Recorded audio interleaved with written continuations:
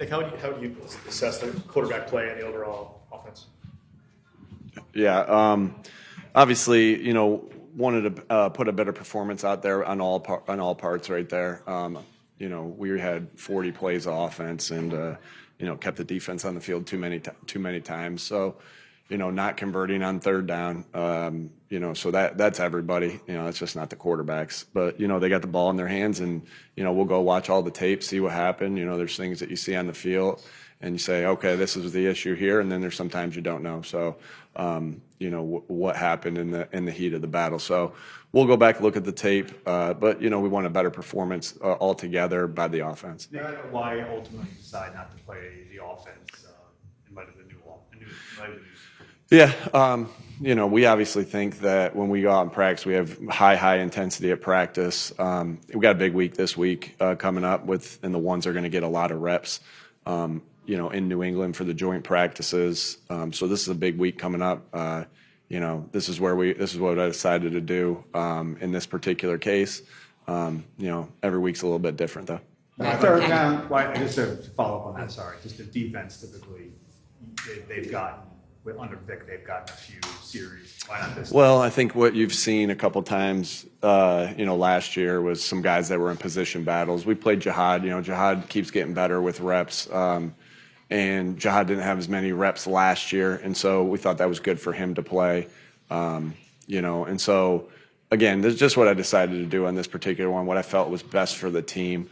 And again, in lieu of the big week that we have coming up this week. QB, what led to the decision to start Andy as opposed to him? I wanted to get Andy, and again, nothing's decided there as far as who's the 2, who's the 3, and wanted to, Andy's played a lot of football. I think he's had like 160 plus starts. Tanner's had 2 starts, and just wanted to make sure Tanner continues to be able to develop in live action. Andy's had a lot of live action, but wanted him to get some. And that's just how we decided to go today. Been rotating them in practice. I think both of them have continued to grow within the offense. And, again, that's just what we decided to do today. First time live for Sean. How do you think that went for the communication? Yeah, I thought the communication, the plays were, I didn't feel like we were rushed. I wasn't staring at the play clock at any point, I didn't think, and debating whether I needed to call a timeout or not. So the operation was good. We had a vanilla game plan as they did as well.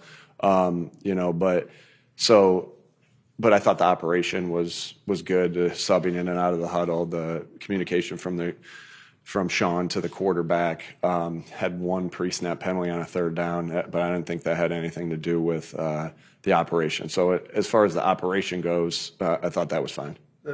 You talked a lot about the third down inefficiency last year when they're struggling about first and second down. I think it was the 3rd and 12, 3rd and 15. Yeah.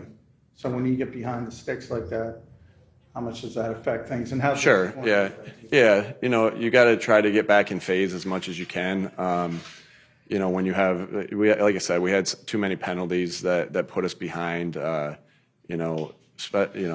think that, and we had some defensive penalties as well. I think it was more holds on defense and more holds on offense. So more so in the heat of the battle, penalties where we just have to clean those things up. And, you clean those things up by being completely crisp with your assignments and being good fundamentally. So we'll see what that looks like on tape. But yeah, those longer ones are obviously harder to convert, but the ones that sting when you have the 3rd and 6 and, you miss an opportunity there. To be able to convert those, we got to convert those at a higher rate. Both quarterbacks mentioned the offense being a work in progress because it's new. Is that your assessment of it? And, how long do you think it will be a work in progress? I think the whole season's a work in progress. You're continuing to try to get better each and every week to be playing your best football at the end of the year. And I think everything's about a progression. I want to contribute that to, again, just you're running a vanilla game plan with some of your base plays, so you'd like to execute on those a little bit better than what we did. And so, again, we'll be hypercritical of ourselves as coaches, as players, and try to get better from this. As safety, Epstein played. Does that signal where you're going at that position? No, I don't think so. Again, I think we're getting really good play from Marcus in practice and Michael Carter as well. I think Andre Sam had a really good night tonight. And I saw him coming up and making a lot of plays and being in good positions. Again, have to look at the tape to give you guys a better assessment of that. But Marcus is a little bit older, and Michael, didn't play as much last year, but both are going to be very important to this football team. And I'm pleased with. I thought Michael did some really nice things tonight. I think Mike's a really good football player, and I'm excited to have him on this roster. So we'll see where that goes. But that had a little bit more to do, kind of like in the Jihad camp, as far as we just wanted to get Mike some more reps, especially since he didn't have as many last year.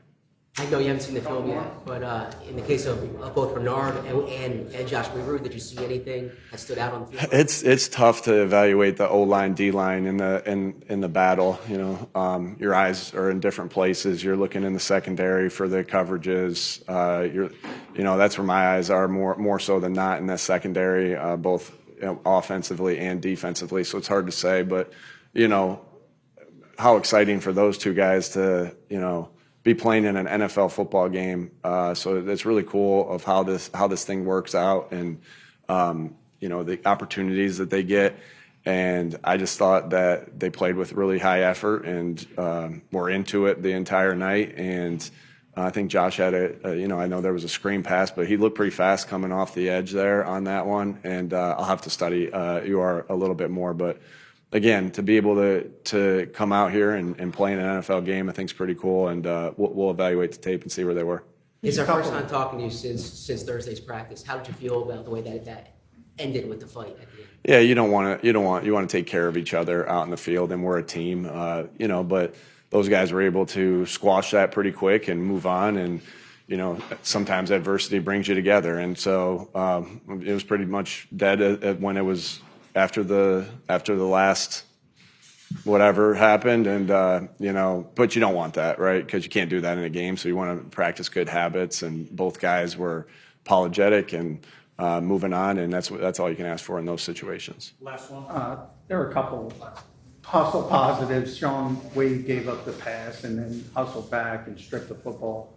Keelan Ringo had the PI and made the great plays. Does that stuff stand out? Yeah, you always want to think about being able to move on and play the next play. That's mental toughness, having the same attitude, effort, and energy, and enthusiasm, regardless of the circumstances.